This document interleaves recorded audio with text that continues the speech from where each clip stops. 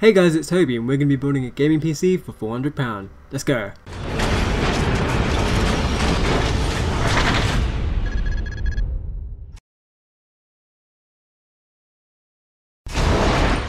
Alright, first of all we have the AMD FX 6300. This is a 6-core processor clocked at 3.5 GHz.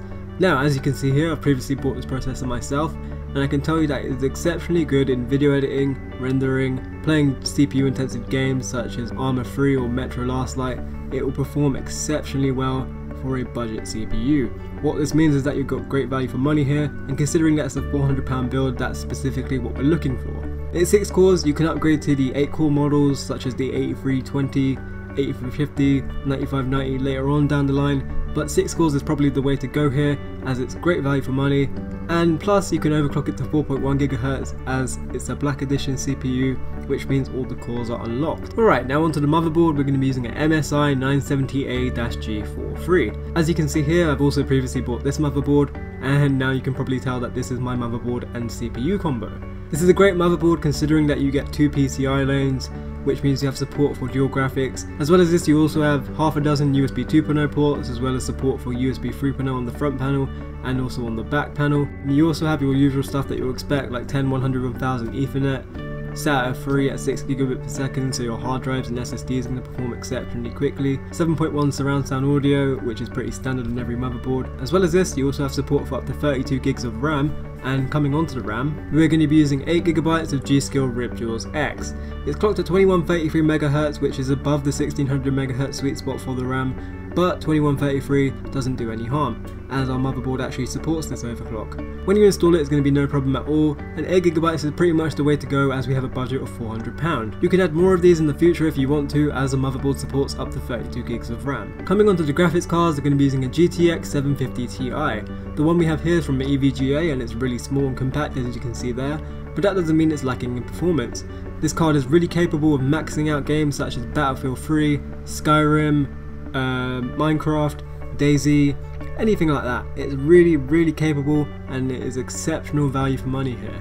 You get 2 gigs of GDDR5 memory, so if you're modding anything with texture packs and stuff, you're not going to have much of a problem at all. Just don't go over the top by putting in like a 4K texture pack.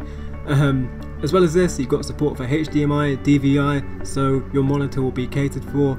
And as well as this, it's clocked at 1200 MHz, which is why this card is a TI. It's slightly higher than a stock clocked GTX 750, and it comes with a custom cooler. As well as this, you'll also get everything that you'll expect from Nvidia, such as Shadow Play, GPU boost, PhysX, CUDA, and TXAA. Alternatively, you can get the AMD R9 270.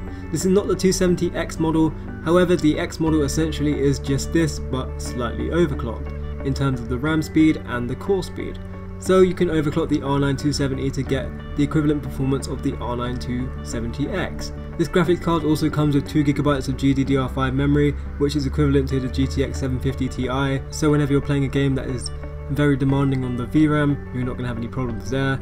And this graphics card is more than capable of maxing out the same games that the 750 Ti is capable of as well. If you're wondering about what other games these graphics cards are capable of, just let me know in the comments and I'll reply to you. Coming onto the hard drive, we're going to be using a 1TB Western Digital Caviar Blue.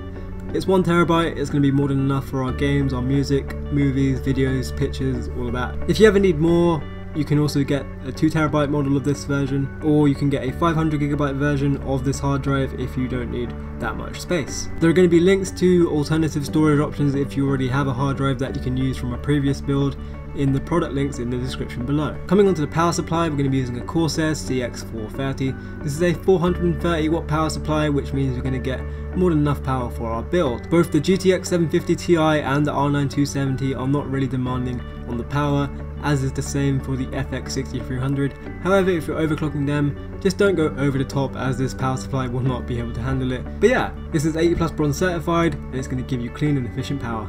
And finally, coming onto the case, we're going to be using a Cooler Master N300. This is a great case, it's great value for money, it's got good airflow as you can see here, as the front is really perforated. As well as this, it's also got support for USB 3.0, so you can use the front panel header on our motherboard. You also have support for up to 8 hard drives, which is very good considering that this is a case that is below £40. And yeah, it's built really nicely. It's kind of a mixture of plastic and metal, which is really good as it will last you for a long time. Alternative case options can be found in the product links, which will be in the description below. And yeah, that's it guys, thanks for listening. Leave us a like if you like this video, leave some feedback down below in the comments, check out the links in the description for more. As well as this, please use our links as it really helps us grow. I can't stress that enough. Yeah, don't forget to check out the rest of our stuff on our channel as we do much more than this. If you have any questions, feel free to ask. And yeah, don't forget to subscribe and we'll catch you next time.